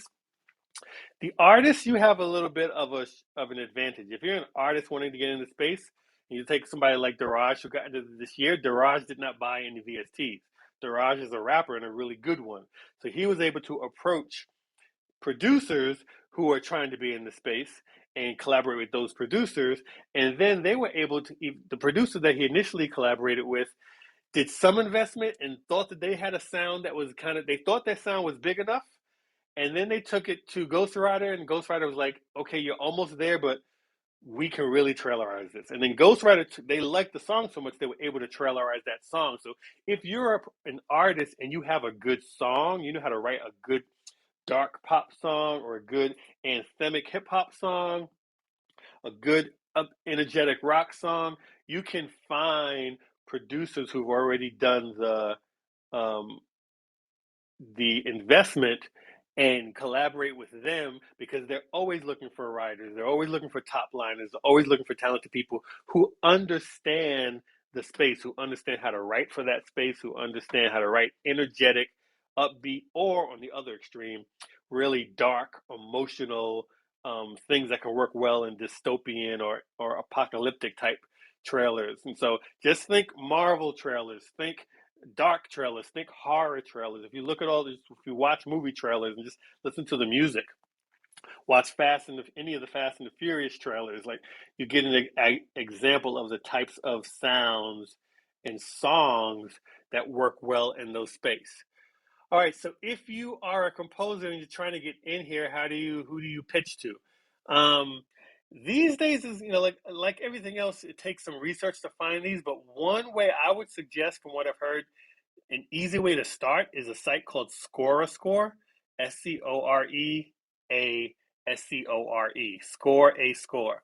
They actually accept online submissions. They get access to film compositions, trailer productions, trailer houses. Like you can get a good shot pitching yourself to opportunities. I don't see Josh in here. He's a composer that I work with, but he works with them, and I've heard other composers who work with them. And I've heard, I have not worked with them, but I've heard good things, and they're accessible. A lot of these other companies, you got to do research, you got to look up. And so if you want to find out more about them, you have to start with Google, and you can research trailer production companies. Another phrase to research is trailer houses. As you find some of these companies, you go to their websites. Many of them have reels on their websites. And just like with custom music houses, you take some grinding and some cold email strategy and building up organic relationship to be able to approach them the right way. You have to be able to let them know. I would only approach them if you feel like you've got what it takes. If you've heard the trailer music and you've made it, and maybe you've done some listening sessions here in Control Camp or in other places, and you've gotten a thumbs of like, yo, you got it, that sound is solid. Then the next step is to kind of approach some of these other companies and say, hey, I know how to do this sound, I know how to make it. Here's a reel of things that I've made. The deal structures here, I don't have as much information on these, but it kind of, again, like custom work, it probably varies because these companies, and Paige has shared a little bit about this, every single deal is a little different. It's totally different whether someone is licensing a song that you created or are they trailerizing a song that you created? Because if they're trailerizing a song, then they're creating something new that they will then own and they will then be pitching. And so each of those deals are different. Would you agree with that, Gildy, in terms of the deal structure, or anything to add to that? Yeah, it all depends, man. It all varies. And yeah, and another one is basically trailer publishers. There's a lot of publishers that have these relationships. And again, it goes back into relationships because like the stuff that I've done, I've written for like Alibi Music, like these different publishers, Kings and Creatures, and they're like they have distribution deals with like parts of Universal Records and different things. They're basically sub publishers that have the connections with the trailer houses. So the trailer editors that are working on, let's say, a Marvel film, they'll go and reach into their usually their library of music that was given to them by the trailer publishers. So if you're trying to get into that world, the good thing is to look out for trailer publishers sorry, and make a submission to them because they're the ones that have that connection.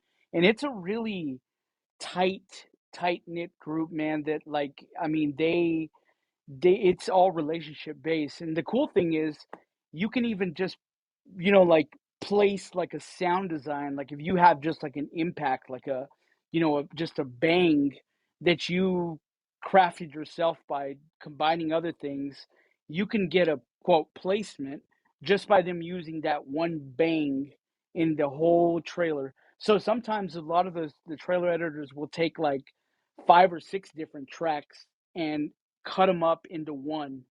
And they're basically in acts, like act 1, act 2, and act 3. So if you're, what I'm trying to get to is if you have just a little bitty, like a, like 2 seconds, man, that's a placement, and you'll get, you'll generate income from that. So yeah, the trailer world is amazing to be in, but yeah, publishers and it's all just varies. They're all individual type things when it's outside of the trailer houses and publishers, and it's just unique, man. It's just all depends on what's on the table. I Uh, love that. I love. yeah, I just got through working with Naughty Dog directly for the Uncharted. They're doing a release for the PlayStation 5 of the Uncharted 4 series. We were supposed to release it this week, but it got pushed to November 27th. So, but even at that, man, that was networking through LinkedIn. I happened to find a guy that was man, he was an editor working at different like Alamo career, like just those publishers or creation houses, production houses, who ended up getting a job with Naughty Dog, and he's now their trailer editor. So it's that connection moving forward that that he made going into that new area where he was able to bring them a project. And so it's like, man, again, relationships are key, and yeah, you never know who's advancing, and man, it's just amazing how it works. I love that. Thank you so much for sharing that, man. It's just gold, gold, a whole bucket of gold information. Appreciate it. Okay, so that is um, that is writing music for film trailers. All right, that's step 5. We're coming in right on at 10 o'clock, so doing good. I might end up going to 5 or 10 minutes over. Um, is there anybody here that I haven't chatted with who has worked in this space? If you had a placement doing any work for cinematic trailers, any epic music, or anyone who just has a question about it, I'll raise your hands and I'll take a couple now. If anyone's here who wants to speak, I see one. So if you have experience, in the film trailer world, or you just have a question. Hey, William, how you doing? Hey, what's going on, Eric? And what's Good. going on, Psychosis and Gil? What's up? Yep, good to What's see up? and What's hear up? you all. Yeah, man.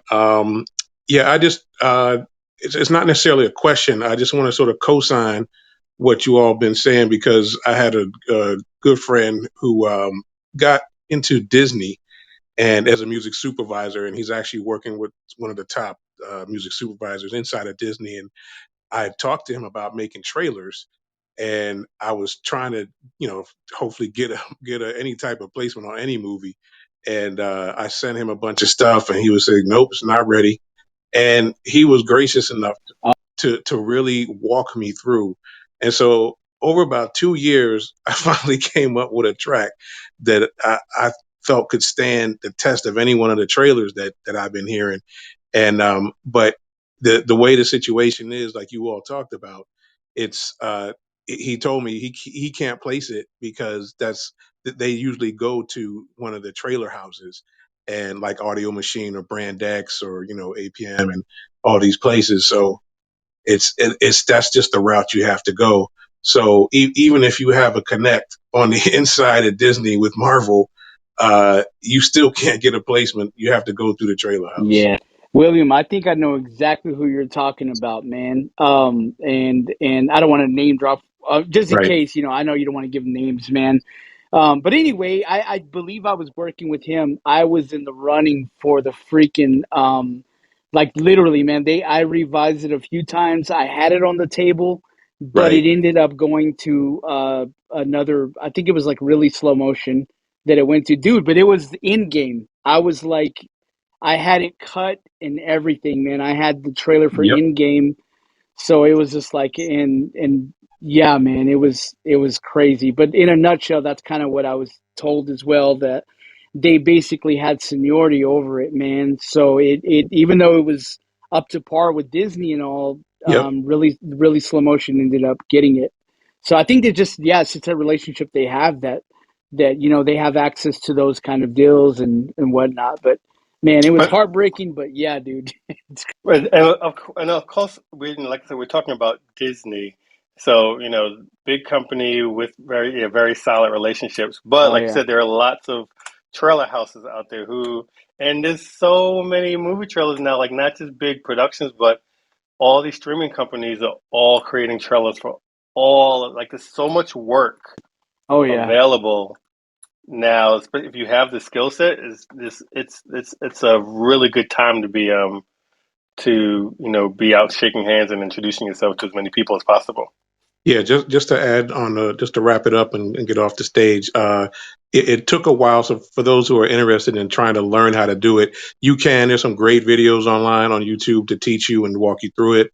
But it does take time. And I'm a professional musician, jazz musician, and composer. So even at that level, just the sonic level that you have to get to takes a little bit of time that you have to develop it and study it. So if y'all want to check some of the stuff out, it's on greatmediamusic.com. So Yeah, that's it. yeah, and yeah, man. Just it's like you're right. It's just sound selection is what it is, man. There's so many great affordable places out there that you can buy these sound packs that have one shots, and it's about you knowing how to use them. Just like William said, man. Definitely, Love that. Thank you so much. I appreciate that, William. And James, got you on the stage. How you doing? Eric, how you doing, man? Thanks for bringing me up. Gil, I appreciate you too, man. I just saw the post you made on Instagram, so I came right over as soon as I saw your story. So thanks, man. man. All good, man. I definitely got to Yeah, reach out absolutely. to you. I think we were trying to reach out, man. So Yeah, definitely, I'm just available in pockets of time. My bad. totally cool, man. Totally cool.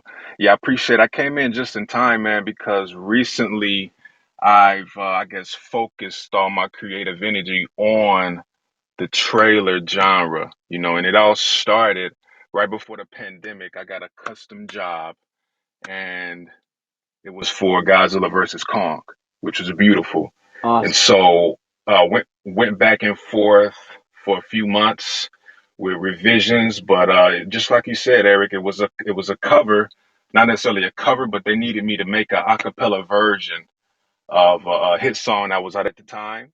And then they wanted it trailerized. They wanted all the hybrid orchestral and the sound design stuff with it. So I did that. They loved it. And got all the way to edit, got all the way to a cut, and then the lockdown happened, So at that point, the song slowed down. Of course, you all know Godzilla versus Kong got delayed about 3 times, But when I saw it and when I heard my music with the cut, that was all I needed because then now I was able to see how they did it. I was able to, see, what they kept, what they amplified, you know what I'm saying? So that's what did it for me.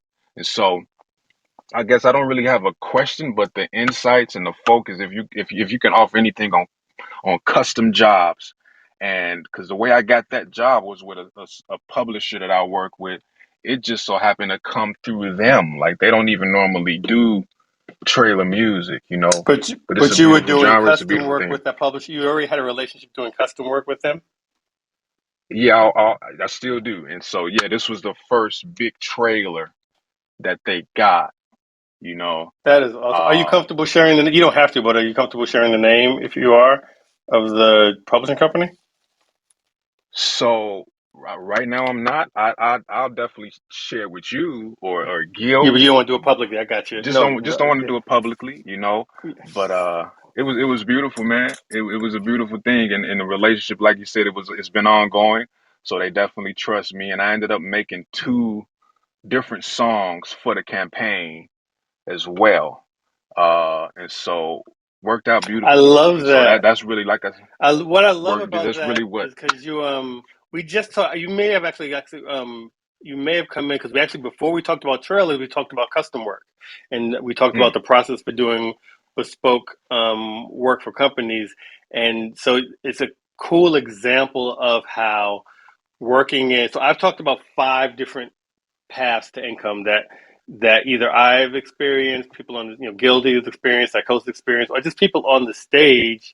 I mean, people that we've interviewed in Control Camp over the last year have shared, and so we talked about writing music for libraries. We talked about writing music um, as indie artists, pitching them directly to sync agents, and we talked about scoring films, and then we talked about custom work for production companies, and now we're talking about trailers, but it's really cool that you work in one lane and then an opportunity comes up that can pull you into another lane. So I was working on libraries.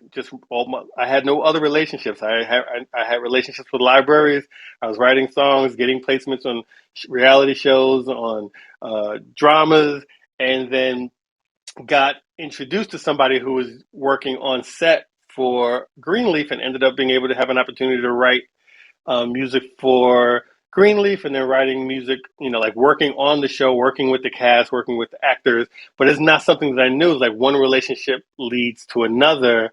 And then that ultimately led to me getting the opportunity to do custom work. So I did the Zoa ad this year with Dwayne Johnson's company, and I've done some things for some animation companies. But those trailers for me is something new. I haven't actually put out a trailer.